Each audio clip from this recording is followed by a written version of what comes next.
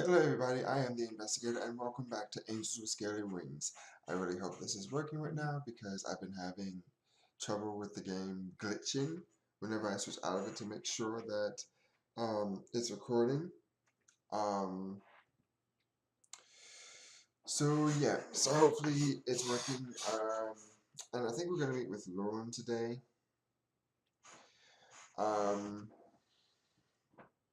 We also found out a whole bunch of stuff the other day about we also found out a whole bunch of stuff in the last episode about this world and the implications of it. It's in danger from, or is it? Yeah, it's in danger from that meteor, the meteor that killed the dinosaurs and caused the great. I believe. Yeah, I believe it was a great dying, but I might actually be wrong about that. But anyway, let's go meet with LOREM.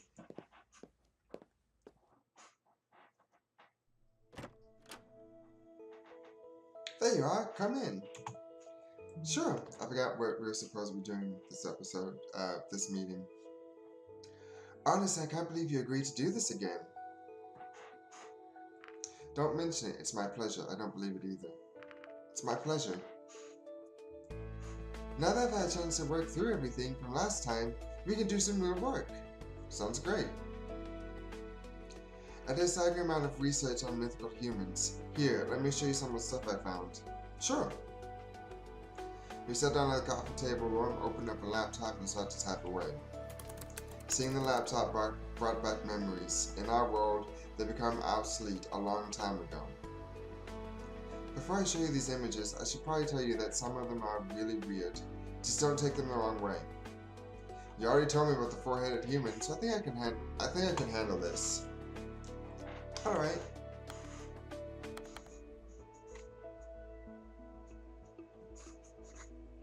What the fuck is that?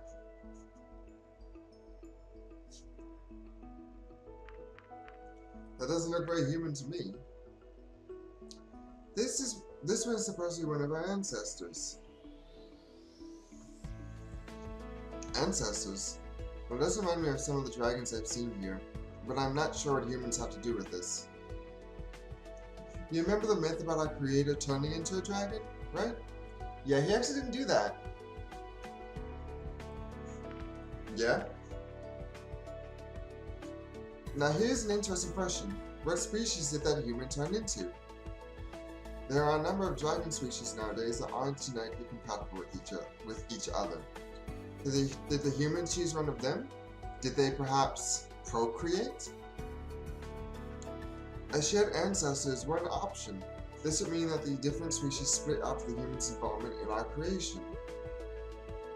If human DNA was involved in some way, this might explain how our different species came to be. I don't remember if he said.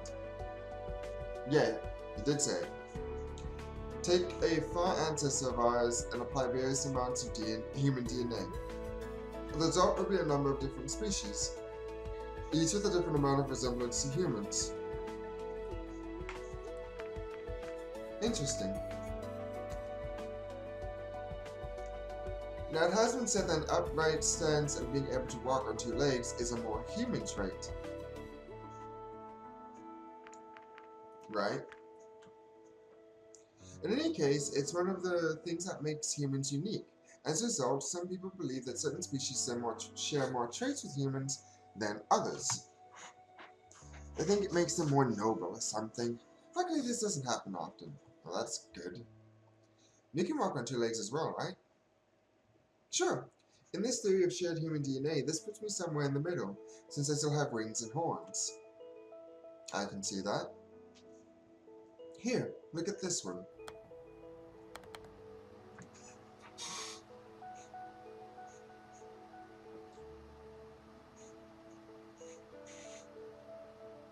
I wouldn't want to live in the same time as this fellow. I'm not sure this is much closer than the previous one, but with the little horns. I'm not gonna be rude, but yeah, no. Not even a little? Maybe a little. I'm not sure how he's I'm not sure he's a particularly friendly with them. Actually, I think this is supposed to be... No. No. Not even in the slightest. Interesting.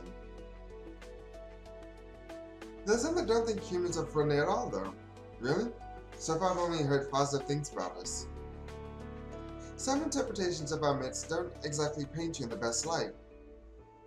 There are also people who oppose the idea of human worship and what the environment has meant for us. In what way? They say the human interference is unnatural and that we need to get back to our roots. And how do they think they can do that? Apparently it means refusing to use modern technology and living in caves or the wilderness again. Like an animal. Pretty much. Most of us think those people are crazy though.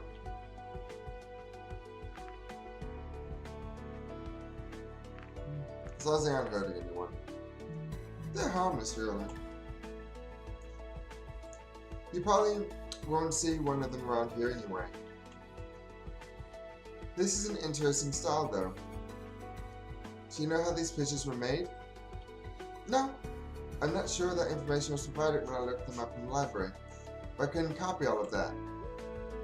And you're using these as references? I make do with what I can get. Maybe now you can see why I wanted your help though. Alright, what do you need me to do? I just want to make some quick sketches. You can stand over there by the wall.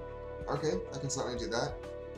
I walked up to the spot he indicated. When I took my place, I saw that he had laid out a number of pens, paper, and other art supplies on the table.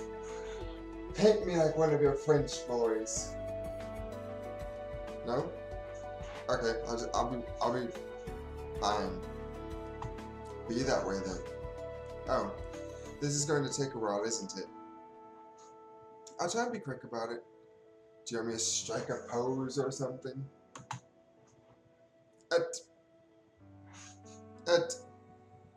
A T-pose. Oh. A T-pose should be good to get started. What's that? Just point your arms sideways so you look like a giant T. What? This? Like this? Oh, I get it. Raising my arms to the sides, I wondered how long this would take.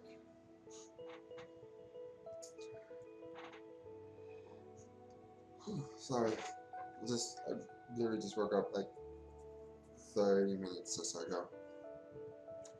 Great. Now try to stay as slow as possible. I'll try. As I wasn't allowed to move my head, I stared at LOREM sketching my figure. This went on for a few minutes until I suddenly heard the sound of a door opening. Hey! It's that guy.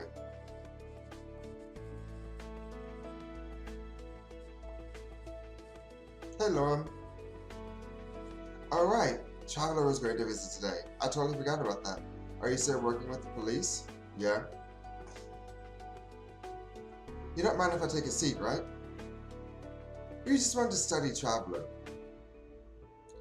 Like you aren't doing that already. Besides, this room is mine as much as it is yours. I'll just watch and be quiet. I thought you had experiments to run. And they are running.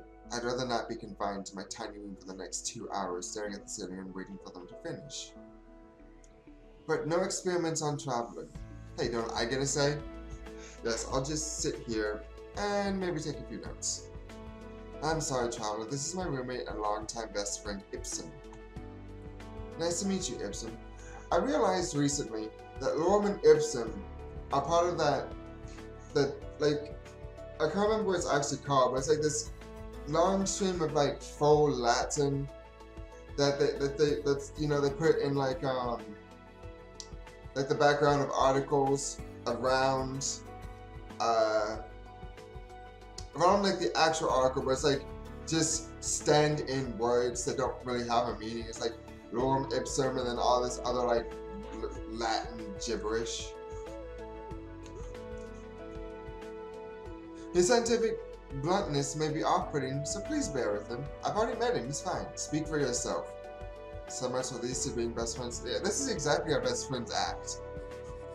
Lorem returned to his drawing, the silence only being interrupted by the strokes of his pen.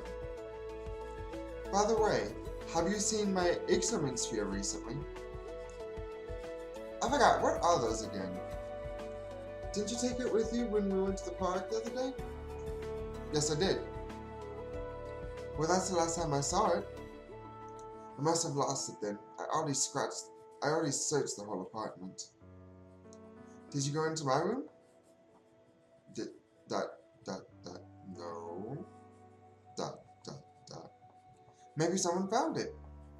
I had it registered in my name when I got it, so if anyone found it, it should show up sooner or later. What is an IPSUM sphere anyway? It's just a glorified toy for grown-ups, really. You have no idea what you're talking about. An IPSUM sphere is a very sophisticated tool with a countless number of uses. Like what? It can levitate and follow you around, take photos.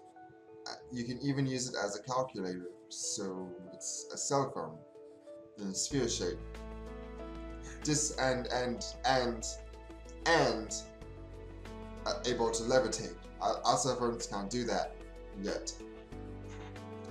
Making it a glorified toy for grown-ups. I use it for my experiments. But if they can take photos, I wouldn't need to stand around like this. That is, if we had it here now. It is a great companion for all situations in life. It's much easier to draw from a live model than from a photo though. Easier for you maybe. I hope this doesn't take much longer because my arms went numb a while ago. Yeah, I think you can relax for now. I'm nearly done with this one. A tingling sensation went up my arms as I relaxed. Slowly I began to regain feeling of them.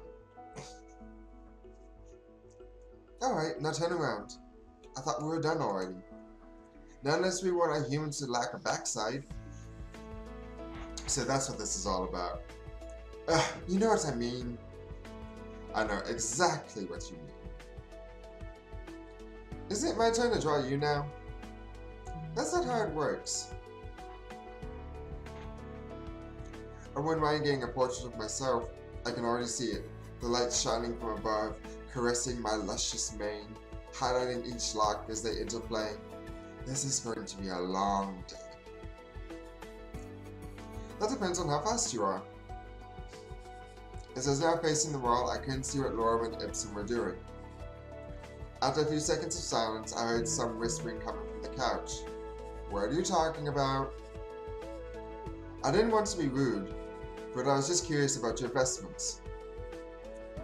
He said, and I quote, "This would be more interesting if it wasn't for those clothes Traveler is wearing." Knew it. Called it. Really? I'm just saying it would be hard to study an insect if there was a piece of cloth draped over it. Wearing that much just seems odd to me. If humans wear clothes like this, it's only appropriate to depict them as such. And my scientific curiosity shall remain unsatisfied. Because Traveler is not here to do that. We actually have a pretty big variety of vestments I could tell you about. Sounds good, but not right now. I have to finish this up first. Alright. So, IPSUM. I've heard a lot about experiments in science now. What do you actually do? I work in the facility as a biologist, with a minor in physics. In addition to the office, I also have my own setup here at home. I assure you it's properly isolated from the rest of our apartment. It even has a fume hood to prevent accidents. Neat. But I only use it for the smallest of experiments, usually things unrelated to my job. Sounds interesting. Don't get him started or we don't hear the end of it. Maybe you'd like to talk about your hobby instead, LOREM. Isn't this already a hobby? I guess you could say so. I was talking about his other hobby though. Oh, that. I don't know, it's a little embarrassing to be honest.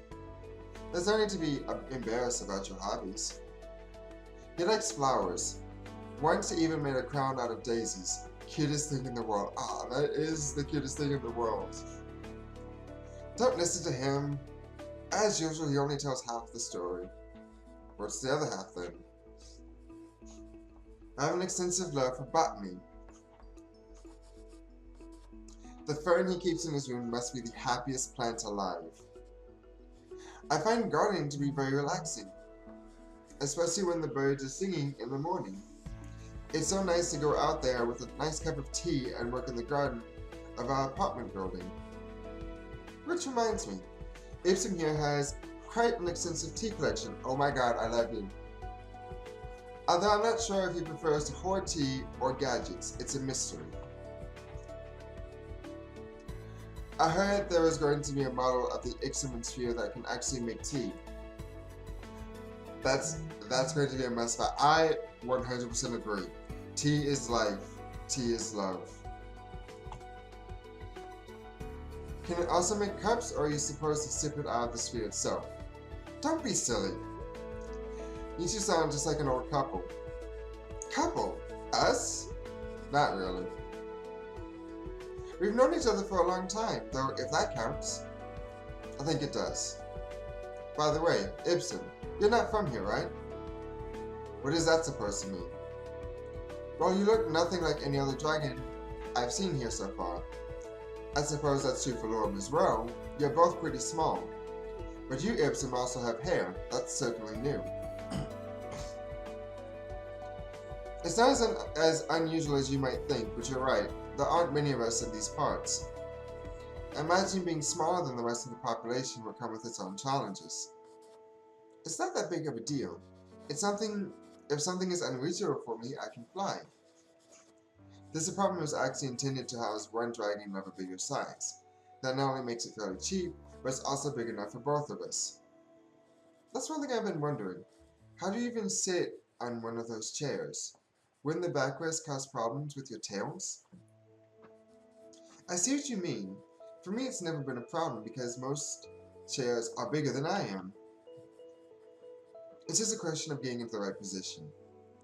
However, this might be different from those of us who mostly walk on 4 legs. But they usually don't use chairs like these at all. I've seen a few try though. I suppose they want to imitate humans this way. Even if they can't stand or walk like a human, they can try to sit like one. With varying results. Some I've seen looked really funny, trying to fit in chairs they are too big for, or sitting in odd ways that clearly don't work with their anatomy. I see. LOREM, you asked me about breath weapons last time, but I don't think you ever told me if you had one. Probably because it isn't worth mentioning. It may only be a very small flame, but it can get very hot. What about you, IPSUM? Yes, IPSUM, what about you? My breath weapon is elocution, since words are more powerful than anything else. Same as mine then. Alright, I'm done with this one, you can turn around. Really? But staring at the wall was so much fun! Does this mean we're done? Sure. Let's make one more. Maybe something dynamic. How dynamic are we talking about? Something that isn't static like the reference models I just did. You can strike a pose. Something that's just you. Alright. What kind of pose should I go for? Normal, thoughtful, swimwear pose.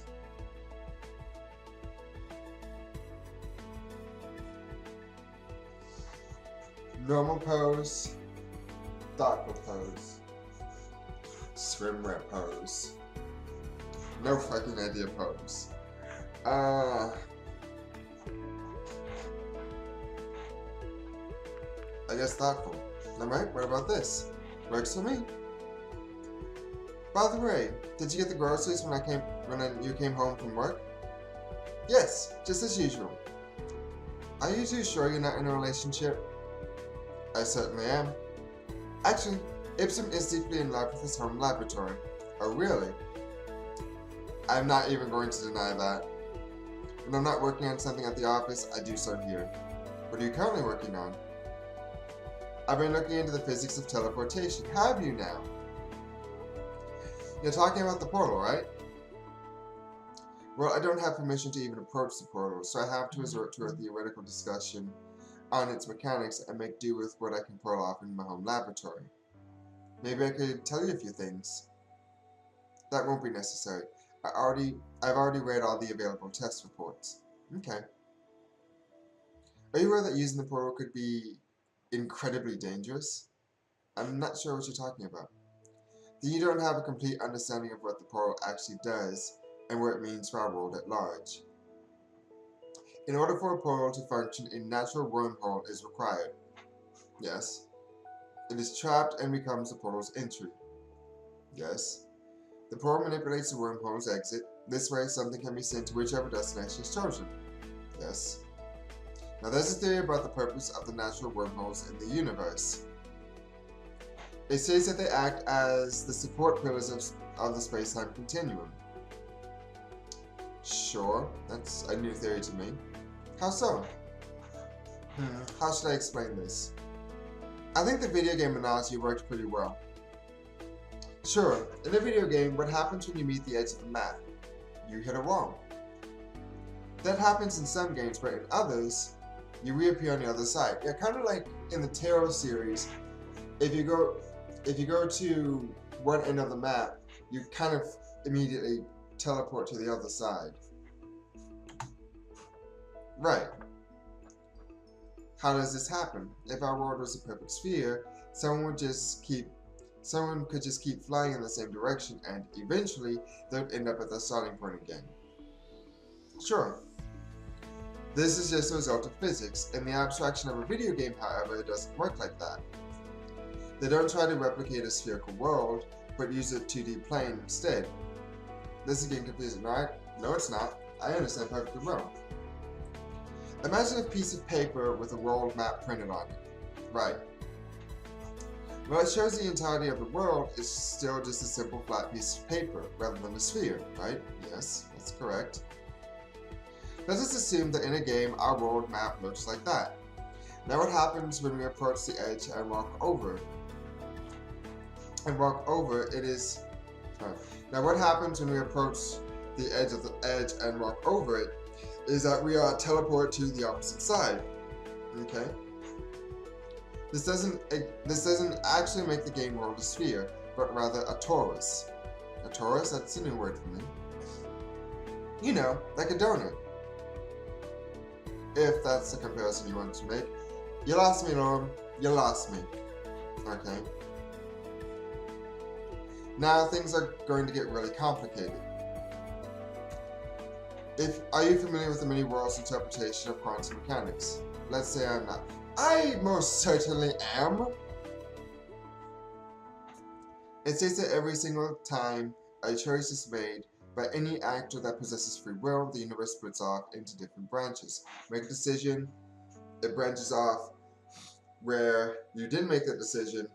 You didn't make that decision, here's one outcome. You didn't make the decision, here's another outcome. You didn't make the decision, here's another outcome. You didn't exist. Kind of thing. So the decision wasn't there for you to make. This means that for every choice you have made, there exists a branch of the universe where you made a different decision. Or there was a different outcome. I see. Now we can't communicate with these other branches in any way. You don't know what would happen if you made a different decision just this morning. This is true. I mean, I could, replay the game, get to that exact same point, and choose to go to meet Remy instead, but you can make an educated guess, but the only person who truly knows what would happen is that alternate you who has made that decision and is living its consequences. That is, unless we can communicate with those other branches.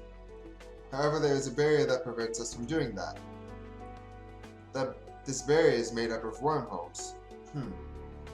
See, what I've heard is made up of the void. But sure, let's go with your theory. How does that work? It is very similar to the torus world model that is used in games. As we approach the edge of our own world, the barrier causes us to end up on the other side instead.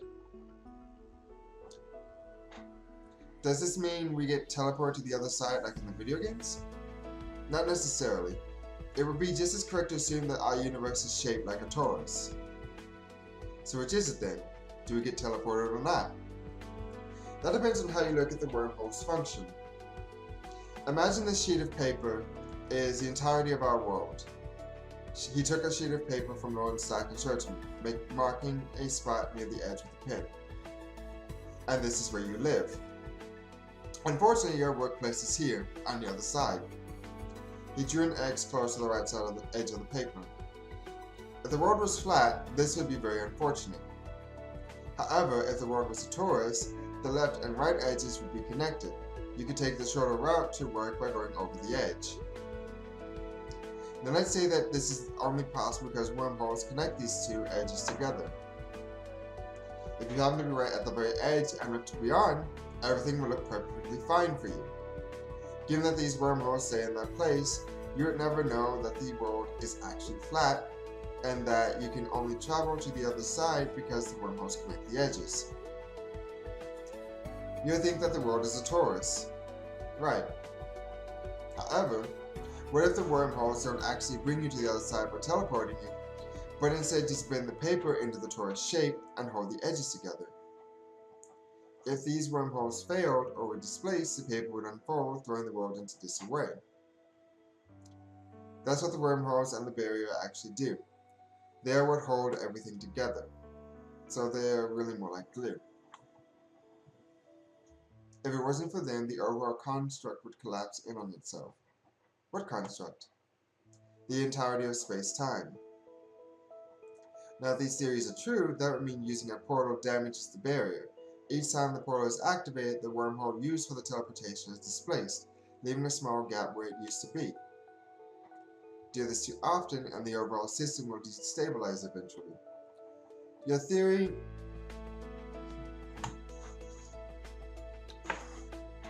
Alright, maybe you shouldn't talk about your theories about how the world is going to end. Nah, let's talk about the meteor that's on its way. Nothing is going to happen because the portal was used a few times.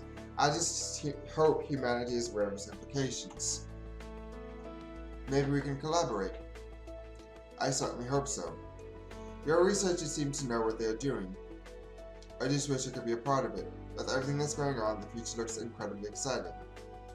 What do you think is going to happen, IPSUM? Now you'll get him started. Don't say I didn't warn you.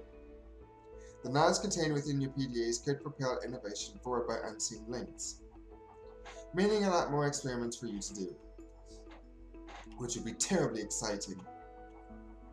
Personally, I'm more interested in the social implications. What do you mean? I don't expect there to just be a back and forth of ambassadors forever. Are you talking about colonies? Oh, I bet Lorem would jump at the opportunity to live in the human world. I'm not sure that would be a good idea. Why not? Obviously, such an endeavor would need a lot of preparation. We would need to learn about their culture and adjust appropriately. I expect we'd send an ambassador over there long before that will happen, though. We hardly know anything about their world. Everything's still up in the air as far as diplomatic relations go. We have no idea what the situation could be like in just a week. Yes, and it's also incredibly exciting. Don't get too excited though, or else you're going to ruin your drawing. It's almost done anyway. Have I been just like this the entire time talking? I completely forgot that I was in a pose. Here, what do you think? Lorem leaned over, holding up the paper to IPSUM. IPSUM looked at the paper closely, his gaze shifting back and forth between me and the paper several times. After a few seconds, he seemed to be finished with his evaluation. As a scientist, my professional opinion is that this part looks a little long. He pointed a sharp claw at a part of the paper Lorem was holding. Are you sure? Let me see. If I wasn't sure, I wouldn't have said it. I think you're right. That I am. Lorem reached for his eraser, posing a few lines on the paper before he switched to his pen again. And it's done. See, what would you ever do without me? I don't think I'd hear as many explosions in the middle of that. You're happy about it when you forgot to set your alarm that one time. Suddenly the sound of an alarm resounded throughout the room. Oh, my experiment is done. Bye then. And there he goes. Charming fellow, isn't he? He sounds fun. He certainly keeps things interesting around here. And he's a good art critic. I can imagine. Anyway, it looks like we're done here. It feels good being able to move again. Would you like to stay for dinner? It'd be the least I can do to compensate for your lost afternoon. Let me see, what time is it? It's getting late and I probably shouldn't stay out this long. Looks like I'll have to decline from now. I see. Well, I gotta do something for you at least. Don't worry about it, maybe some other time. If you say so. Thanks for doing this. At any rate, it's been a huge help. Yeah, no, don't worry about it, really. Alright. I should really get going now. I want to stay for dinner. Sure, take care. Damn it. Fine. Another free day. Yay me! Alright, well, I think we're going to go ahead and end here for now. I still have more recording to do. And not a whole lot of time to do it. So, hopefully. I'm definitely going to stop here. I'm not going to try and do anything else because I'm not sure if this video will actually record it properly because it was glitching and I don't know if when I go to actually edit the video, if everything's all in place. So hopefully this all worked out. Thank you all so much for watching. If you liked it, give that like button some love, maybe the subscribe button too, and I'll see you in the next video. Bye bye.